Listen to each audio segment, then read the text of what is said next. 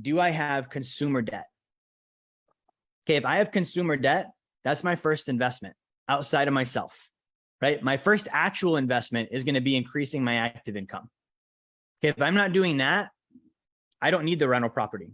I don't need to be doing private lending. You know why? Because if I take $100,000, and that's if I even get there, right? If I take $100,000 and I put this away at 12%, that's going to pay me $1,000 a month.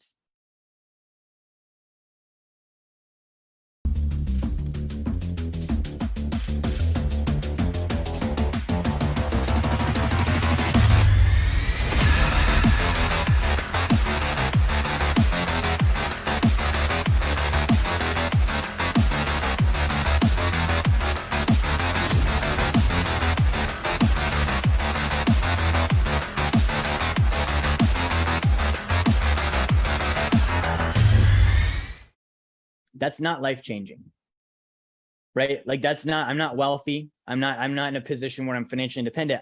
I need to go do more of this. The other thing is, it's going to take me a while to get my 100,000 back with $1,000 a month coming in. So my ability to earn the active income, if we go back to our triangle of wealth here, my ability to earn the active income becomes even more important. See what I mean? Because now if I did this correctly and I earned and I saved and I invested, my 100K is for all intents and purposes gone. I don't have that anymore. I put that into an investment. I put that into, a real estate or a private lending or whatever it might be on that whole list we just came up with, but it's gone now. Is it paying me income? Sure, but it's not money that I can go have tomorrow. So my necessity to go build that 100,000 up a second time through earning and saving, and this little bit of income that I have from the investing supplementing my earning becomes even higher, right? This is where people get stalled out. I've seen this time after time after time. People are like, oh, I want to do rental properties. It's like, cool. So they save up $50,000 and they go buy their first rental property. Okay. And then they realize that they're going to make $500 a month and it's going to take forever for them to get their money. And then they're trying to figure out, how do I get into the lowest down payment loan program I possibly can to get the next property sooner, to solve the problem of the fact that they don't earn and save and invest enough money. Right? So we don't want to do that. We want to solve that problem from the get-go. So if I'm looking at this and I'm like, I want passive income, my first investment is in myself and my ability to earn active income. Okay. Now, once I'm doing that, then I'm going over to the side of, okay, do I have consumer debt? Okay. This is one that isn't sexy to talk about, right? Like if I look at this and I say, okay, I've got 50 grand. Do I invest it? Do I pay off debt? Paying off debt is not the thing that's exciting for most people, right? Like you might even be like, oh, this sounds like the Dave Ramsey plan. Like, why would I pay off my debt? I should invest it and keep the debt and let the debt pay for itself. That's all fine and dandy till you do it. And then you're the one that has to manage that, right? All this stuff sounds really, really good on a video until it's plugged into your actual life. And you're like, oh, okay, now I have this investment with this LLC and I've got new tax forms. I've still got this loan over here that's charging me interest. And now I've got to service that and pay that. And it's like, okay, cool. How many of those do you want? It's the game of how many cards can you stack up, right? So let me just show you some quick math on this. Okay, you guys will see fast. I'm all about the math here. Right. So if I have, again, let's say $50,000. And I'm like, okay, do I invest this money or do I pay off debt? Over here, we have invest. And over here, we have debt. Right. I want you to think about this. If I invest this at 12%, I keep saying 12 because that's probably about what you're going to get. This is, again, a $500 a month payment.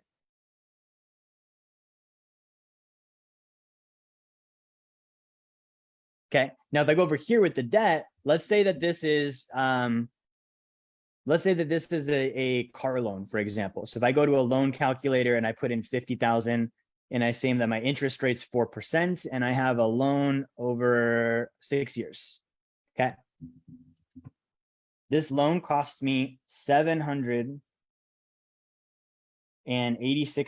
a month. basic math. Does this pay for this? No, it doesn't.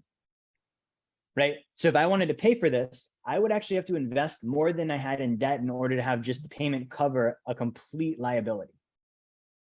Right? Like this doesn't help me whatsoever with my finances. Right? It basically is like I'm running in place, making no progress. That's what this is. Okay. Now the other thing is, okay, well, what if I took the 50,000 and I just paid off the debt and now I free up 786 a month? 786 a month is more than 500 a month. I would rather have the 786. Okay. Now here's the problem that most people look at with debt. Then they realize this with debt, not with investing, but it's the same. When I pay off the debt, the 50 is gone, right? 50,000 is gone. So this is where I tag this to the sacred account. Okay, I'm going to put the 50 in here first. This is going to grow at 3 to 5%.